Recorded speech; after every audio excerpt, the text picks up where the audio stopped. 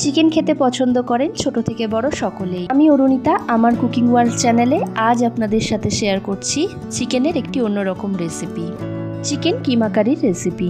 আসুন দেখে নেওয়া যাক আমার এই রেসিপিটি বানাতে কি কি উপকরণ লাগছে।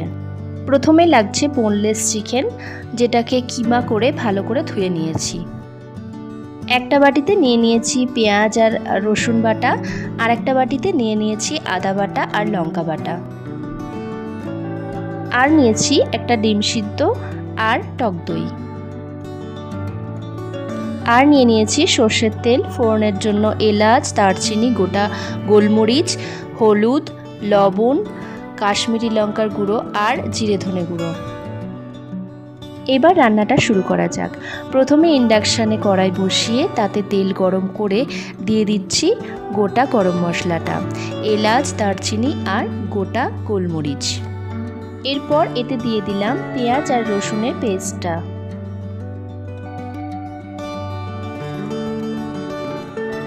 পেস্টটা দেওয়ার পর তেলের মধ্যে বেশ কিছুক্ষণ নাড়াচাড়া করে নিচ্ছি।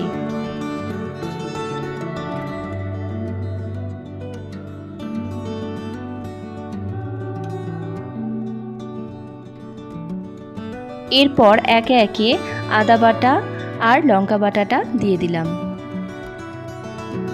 লঙ্কা আর আদা বাটাটা ভালো করে মিশিয়ে নিয়ে এর মধ্যে একে একে অন্যান্য উপকরণগুলো দিয়ে দেব। প্রথমে দিয়ে দিচ্ছি লবণ, এরপর দিয়ে দিচ্ছি হলুদ,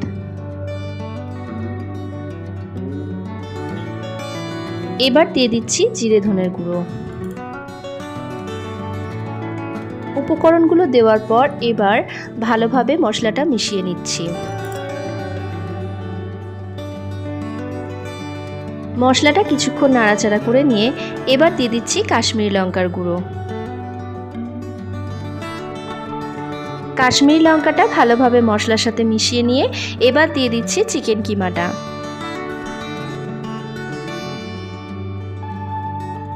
সমস্ত চিকেন কিমাটা দেওয়ার পর এবার মশলার সাথে কিমাটা ভালোভাবে মিশিয়ে নিচ্ছি। আমার চ্যানেলের রেসিপি যদি আপনাদের ভালো লেগে থাকে তো অবশ্যই চ্যানেলটিকে সাবস্ক্রাইব করবেন আর পাশে থাকা বেল আইকনটি প্রেস করবেন, যাতে আমি আমার চ্যানেলে নতুন কোনো রেসিপি দিলে আপনাদের কাছে খুব সহজেই পৌঁছে যায়। বেশ কিছুক্ষণ ধরে চিকেনটা ভালোভাবে কষিয়ে নেবার পর এবার দিয়ে দিচ্ছি গরম মশলার গুঁড়ো, আর দিয়ে দেব আগে থেকে ফেটিয়ে রাখা টক দই। টক দই আর গরম মশলাটা এবার ভালোভাবে নাড়াচাড়া করে মিশিয়ে নেব।